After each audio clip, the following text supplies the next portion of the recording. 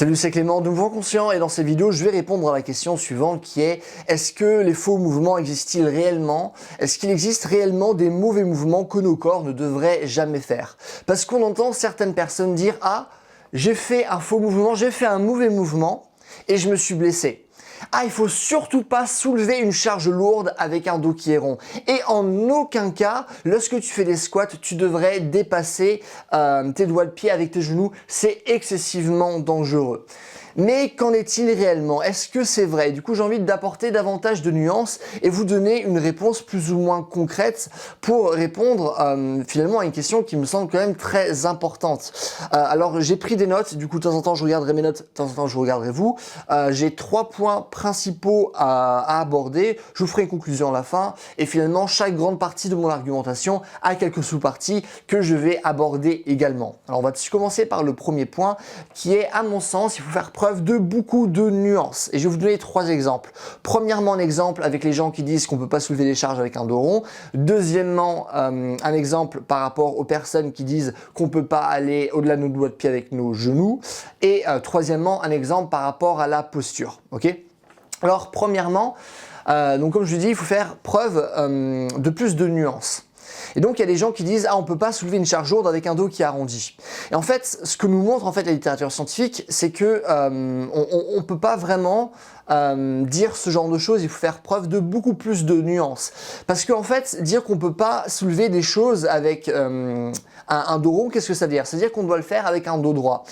Et ce qui paraît normal, ok, il faut toujours garder un dos droit. Sauf qu'en fait, le simple fait de garder un dos droit, c'est quelque chose qui est en soi pratiquement impossible. Parce qu'en fait, ce que nous montrent les études, c'est que même lorsqu'on pense soulever les choses avec un dos qui est droit, à vrai dire, notre dos, il n'est pas vraiment droit. Il y a toujours un certain degré de flexion ou d'extension. Et donc, dire on peut pas soulever les choses lourdes avec un dos rond parce que sinon on va se blesser, c'est factuellement faux. Parce qu'à vrai dire, la plupart du temps, on va soulever les choses ou travailler avec notre dos, et ben notre dos aura toujours certains degrés de flexion ou d'extension. Donc avoir un dos qui est droit, c'est quelque chose qui est quasiment impossible. Et donc dire soulever les choses avec un dos rond, c'est excessivement dangereux, c'est quelque chose qui est factuellement faux.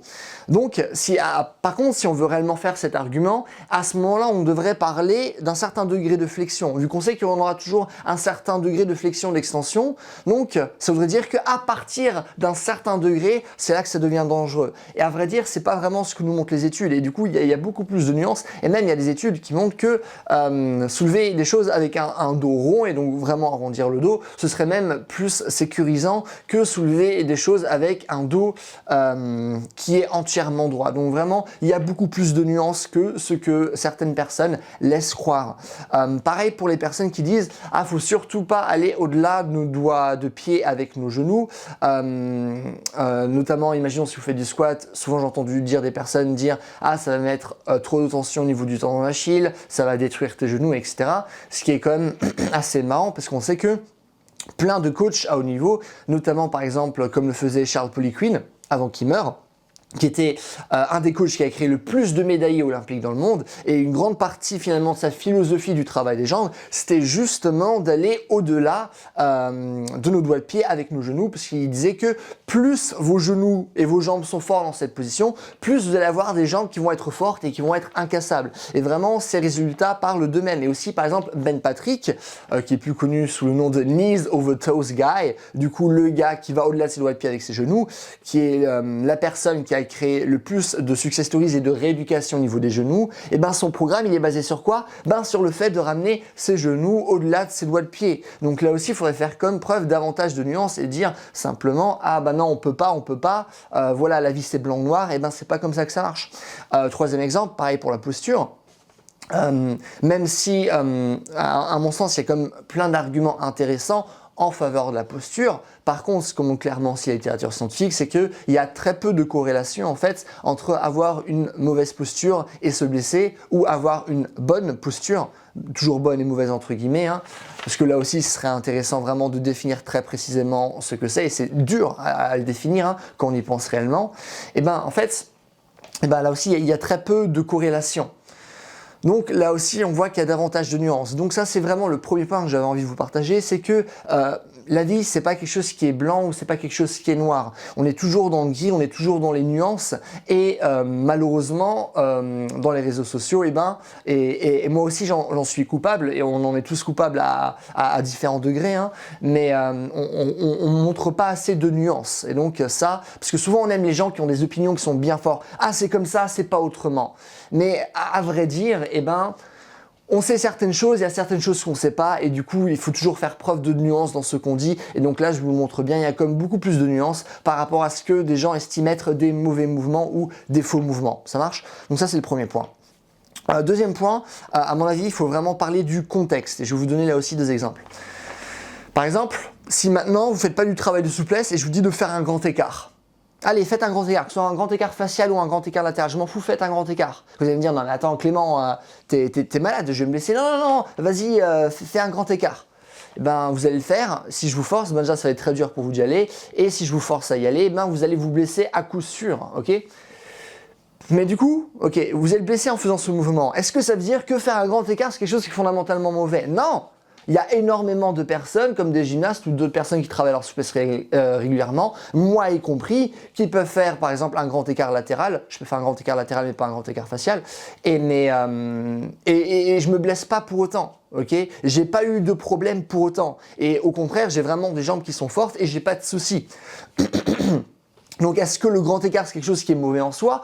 Bien sûr que non, ça dépend du contexte. Deuxième exemple, si maintenant vous n'avez aucun travail d'endurance, vous n'avez pas l'habitude de courir, je vous demande de courir un marathon, non seulement ça va être très dur pour vous de le finir, mais à la fin vous allez être mort. Peut-être que vous allez finir, vous allez pouvoir marcher pendant quelques jours après, vous allez avoir des douleurs horribles, ça va être horrible pour votre corps. Est-ce que maintenant vous allez me dire, ah, les marathons, faut jamais en faire, c'est excessivement dangereux? Non, faut toujours faire preuve de nuance, mais surtout, faut remettre les choses dans leur contexte. Et ça, c'est quelque chose qui est très important et donc non seulement premièrement on fait pas preuve d'assez de nuance mais en plus on n'aime pas remettre les choses dans leur contexte. Ça c'est quelque chose qui est fondamentalement important. On parle de qui? On parle d'un homme, on parle d'une femme, on parle de quel âge, de quel niveau d'entraînement, de quelle situation. Il y a vraiment énormément de choses à prendre en compte pour effectivement savoir si un mouvement est dangereux ou pas. Et du coup dire des choses, ah ça c'est dangereux, ça c'est un faux mouvement, ah bon? Réellement pour tout le monde? Pour tout le monde, c'est un mauvais mouvement, aussi bien pour un sédentaire que pour quelqu'un qui s'entraîne.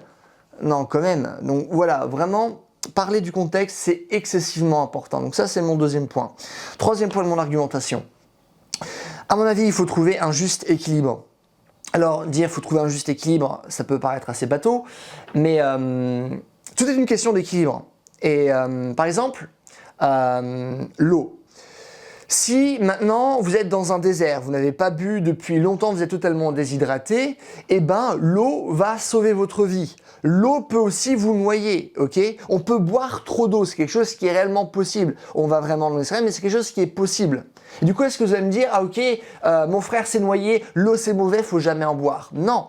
Pourquoi? Parce que c'est une question d'équilibre. On sait qu'il nous faut de l'eau, mais pas trop. Par exemple, alors je suis pas du tout un expert en nutrition, mais on sait que dans certains poissons, ou si ce n'est tous les poissons, je ne sais pas, il y a du mercure. Et c'est pas parce qu'on en prend juste quelques fois du poisson que le poisson va nous tuer. Du coup, qu'est-ce qu'on va dire? Faut jamais manger du poisson, ça va nous tuer. Non. Mais est-ce que manger, par exemple, trop de mercure, c'est quelque chose qui est mauvais? Bien sûr que oui, ok? Par exemple, il y a des personnes aussi, par exemple, qui manquent cruellement de fer. Et du coup, avoir une complémentation en fer, c'est intéressant. Mais avoir trop de fer, c'est quelque chose qui est mauvais également. Donc, qu'est-ce que ça veut dire? Ça ne veut pas dire que le fer est mauvais en tant que tel. Ça veut dire que c'est une question d'équilibre, ultra important. Et deuxième chose que j'ai envie de dire par rapport au juste équilibre, c'est la fréquence. Parce qu'il y a des choses qui sont peut-être mauvaises, mais en fonction de la fréquence, c'est pas si mauvais que ça. Vous fumez une cigarette, est-ce qu'une cigarette, ça va vous tuer? Non. Est-ce que fumer beaucoup de cigarettes, ça va vous tuer? Probablement. Donc là, c'est pas une question de, même si on sait que les cigarettes sont mauvaises, mais là aussi, il faut faire preuve aussi d'équilibre et parler de la fréquence, et que juste fumer, imaginons vous êtes à une soirée, fumer un joint, est-ce que ça va vous tuer? Probablement pas. Est-ce que fumer toute votre vie va être problématique? Il y a de très fortes chances. Donc là aussi, c'est pas simplement une question de la chose, c'est, on parle à ce moment-là de fréquence de consommation. C'est la fréquence finalement qui va faire faire toute la diff, ok? Donc, il faut faire preuve de juste équilibre. Donc, qu'est-ce que je vous ai dit? Premièrement, faire preuve de nuance. Je vous avais parlé du dos, je vous avais parlé des pieds, des genoux qui vont au-delà des pieds, de la posture, je vous ai parlé du contexte, je vous ai parlé du grand écart, du marathon. Troisièmement, je vous ai parlé du juste équilibre. Donc, par rapport à l'eau, par rapport à la fréquence et la cigarette, ok? Donc, qu'est-ce que ça veut dire? Ça veut dire que les choses sont compliquées, ok? Et ça, c'est la vraie vie. Et quiconque vous dit « Ah non, c'est simple, c'est comme ça », c'est soit quelqu'un qui n'a pas lu la littérature scientifique, ou c'est simplement quelqu'un qui va juste dire ça pour vendre et qui n'en a rien à foutre de la vérité, ok? Et donc, qu'est-ce qu'on peut dire en tant que conclusion? Alors, les gens qui disent, à mon avis, donc ça c'est juste mon avis, hein, mais les gens qui disent « Ah oui, les mauvais mouvements existent, ah oui, il y a des faux mouvements », c'est juste des personnes qui ne connaissent pas la littérature scientifique. Pour moi, c'est aussi simple que ça. Des personnes qui disent « Ah non, jamais, des mauvais mouvements, ça n'existe pas du tout, des faux mouvements, tu peux tout faire à n'importe quel moment, pas de souci, machin truc ». C'est juste des gens, à ce moment-là, qui manquent cruellement de nuances. Donc à mon avis, dire oui c'est faux, dire non c'est faux, qu'est-ce que ça veut dire? Ça veut dire qu'il faut faire preuve de nuance, ok? Il faut faire preuve d'équilibre, remettre les choses dans leur contexte. Et donc ça c'est une vraie réponse, hein. Les vraies réponses c'est toujours ça dépend. Et après il ne faut pas s'enfermer et du coup pas prendre de position, ah ça dépend, je me mouille pas. Non, mais voilà, il faut quand même faire preuve de nuance. Donc, pour conclure tout ça, j'ai deux citations à vous donner. Une citation d'Ido Portal, qui est un coach en mouvement excessivement réputé, qui a travaillé avec énormément d'athlètes de niveau, et qui a dit « There are no wrong movements, there's just a lack of preparation ». Qu'est-ce que ça veut dire? Il n'y a pas de mauvais mouvement, il y a juste un manque de préparation. Donc qu'est-ce que ça veut dire? C'est-à-dire qu'on peut se préparer finalement à subir énormément de choses. Pourquoi? Parce que notre corps s'adapte à ce qu'on fait. Et du coup, si on arrive à faire en sorte que notre corps s'adapte de la bonne manière, doucement, progressivement, sans y mettre trop d'intensité, et lorsqu'on fait preuve d'intelligence, eh ben notre corps peut faire énormément de choses très compliquées qui pourraient littéralement tuer quelqu'un qui n'est pas préparé. Mais lorsqu'on est préparé, eh ben ce n'est pas du tout un souci. Et donc ça, c'est vraiment une citation qui est excessivement bonne. Autre citation qui m'est venue d'une discussion que j'ai eue avec Alain Couturier, une discussion, je pense que du coup je vous mettrai en décembre si tout va bien, et lui il disait, en fait ça, non, en vrai ça nous est venu après la discussion qu'on avait filmée pour YouTube, on était dans ma cuisine, on a parlé, qu'en fait il n'y a pas de mauvais mouvement en tant que tel et que le seul mauvais mouvement que vous pouvez faire, c'est celui que vous ne faites pas. Et ça, dans la philosophie, c'est ok, de temps en temps, on a tellement peur de faire des choses que finalement, on fait rien. Et donc finalement, de manière générale, vaut mieux bouger, vaut mieux avoir un corps fort et vaut mieux se blesser en essayant d'avoir un corps fort plutôt que d'avoir des douleurs chroniques ou autre chose et d'avoir les conséquences qui sont liées à un mode de vie qui est sédentaire. Là aussi, il faut faire preuve d'intelligence, hein. Je dis pas qu'il faut faire tout et n'importe quoi, mais donc voilà, simplement pour vous apporter davantage de nuances. Et c'est tout ce que j'ai à vous dire dans cette vidéo et à mon sens, c'est déjà suffisant pour que vous puissiez avoir une meilleure idée par rapport à cette question. Donc voilà, c'est tout, hein. Si vous avez des questions, des choses que vous ne comprenez pas, n'hésitez pas à les mettre dans les commentaires. Je réponds à tout le monde. Néanmoins, je sais que certaines personnes vont probablement se mettre en colère contre moi par rapport au sujet de cette vidéo, qui vont essayer de débattre. Moi, ça m'intéresse pas, je vous connais pas. Donc voilà, c'est pas quelque chose qui m'intéresse de lire 50 lignes de commentaires de personnes qui vont m'insulter, qui vont dire « Ah mais ça m'intéresse pas ». Mais si vous avez réellement des questions et que vous êtes quelqu'un de sympathique, là, pas de souci, je vous y réponds. Dans le cas contraire, j'aurais pas envie, c'est comme ça, je fais ce que je veux. Donc voilà, et c'est tout. Si vous avez aimé cette vidéo, n'hésitez pas à me mettre un j'aime. Comme ça, ma vidéo sera mieux répertoriée, ce qui est cool pour moi, parce que comme ça, j'aurai plus de vues, comme ça, j'aurai plus d'abonnés, et comme ça, ma chaîne sera mieux, et ce qui est vachement cool pour moi.